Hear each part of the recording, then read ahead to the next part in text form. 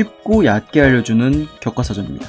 마카체프와 볼카노프스키의 라이트급 챔프전이 예정되어 많은 격투기 팬들의 기대와 관심이 모이고 있습니다. 왜냐? 두 선수 모두 현재까지 약점이라고는 뚜렷이 보이지 않는 각자의 체급에서 빈틈없이 강력한 모습을 보이는 극강의 챔프들이기 때문입니다. 하여 안 그래도 제 볼카노프스키 관련 영상에 이런 댓글들이 달리기 시작할 만큼 자연스레 두 선수의 각자의 공략법과 상성 또한 많은 관심이 생기실 겁니다. 그렇다면 먼저 두 선수의 패배 영상들을 한번 봐볼 필요가 있습니다. 그래서 준비했습니다. 두 선수의 프리뷰 맛보기로 각자의 패배 영상 비교. 먼저 패더급의 절대 왕자 볼카노프스키의 패배 영상입니다. 하지만 안타깝게도 볼카노프스키는 패더급에서 UFC에서 져본 적이 없습니다. 그만하라 아니 패배 기록이 단 한 번 존재하긴 합니다. UFC와 패더급이 아닌 타단체 웰터급 경기에서 처음이자 마지막 패배를 경험하게 되는데 이 풀경기 영상을 찾을 수 없어 지는 부분만 확인할 수밖에 없었습니다. 확실한 건 미들급에서 놀다 한 체급 내려온 코리 넬슨과 현 체급 대비 두 체급이나 올라간 볼카노프스키의 웰터급 경기이기에 사이즈의 차이가 세미 슐츠와 마원드의 이미지와 비슷합니다. 패배 장면에서도 세미 슐츠의 필살기 그냥 미들킥이 하이킥이 돼버리기와 유사한 기술들이 나오자 잠시 데미지를 입은 것처럼 보이며 이 여파로 킥모션 스위치 어퍼 셋업에 관통당하고 맙니다.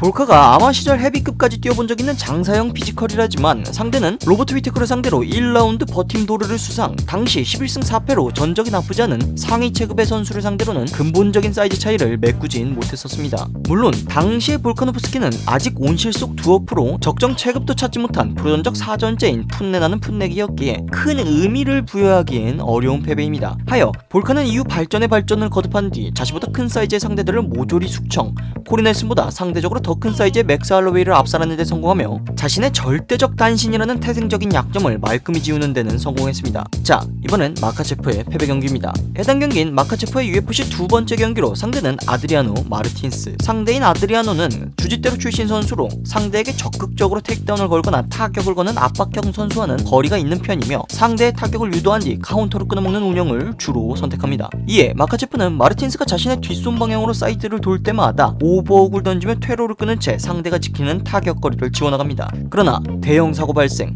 마르틴스가 오버훅을 던지는 일정한 타이밍을 눈치챈 듯 사이드 슬립을 미끼로 삼아 곧바로 특대 카운터를 놔주었고 마카체프는 대놓고 나가뒤져라 훅을 던지다 이에 침몰됩니다. 이는 마카체프의 커리어 첫 패배이자 첫 KO인데 하여 마카체프는 이 경기 이후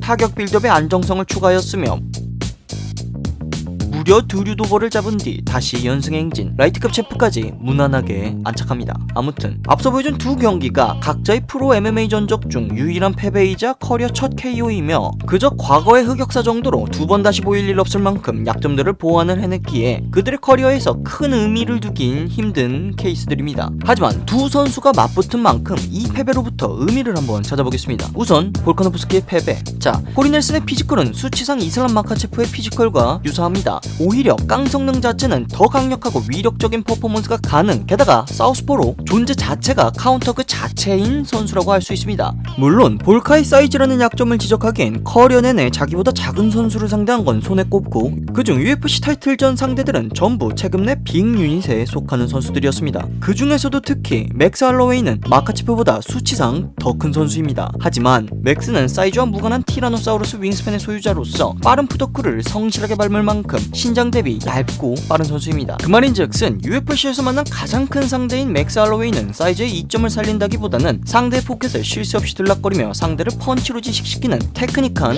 볼륨 숟가락 살인마입니다. 즉 마카체프만큼 사이즈의 우위를 살리는 선수라곤 할 수 없습니다.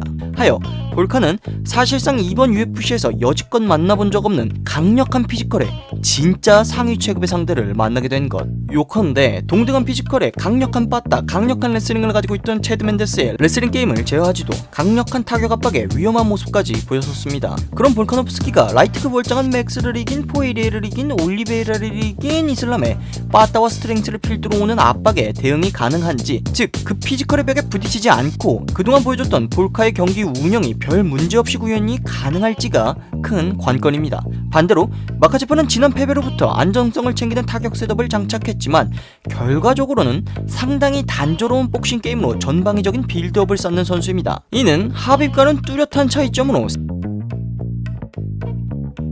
생각보다 복싱, 스트레이트 싸움에 큰 비중을 두고 있다는 것인데, 반면 상대인 볼카노프스키는 이미 타격으로는 맥스 할로웨이를 역으로 잠식시키는 데 성공한 UFC 최고의 아웃파이터 중 한 명으로 레슬링과 킥게임마저 준수, 미오치치에 비견될 만한 다채롭고 완벽한 전략 수행 능력을 가진 선수입니다. 그렇다면 앞손 싸움의 비중이 제법 높은 마카체프는 결국 UFC 최정상급 잽잡이 볼카와 앞손 싸움을 피할 수 없을 터. 정리하자면 과연 마카체프는 오소독스 스탠스를 취한 볼카의 앞손 싸움을 뚫고 아웃파이팅을 하는 볼카를 복싱으로 압박할 수 있을지, 또 스탠딩 대치 상황에서 볼카의 여러가지 무기를 동반한 빠르고 체계적인 인앤아웃의 통제를 어떻게 해야 할지가 주요 관건입니다. 그렇다면 서로가 가진 무기들은 어떤 식으로 상쇄될까를 알아보는 영상은 바로 다음 영상으로 이어지겠습니다.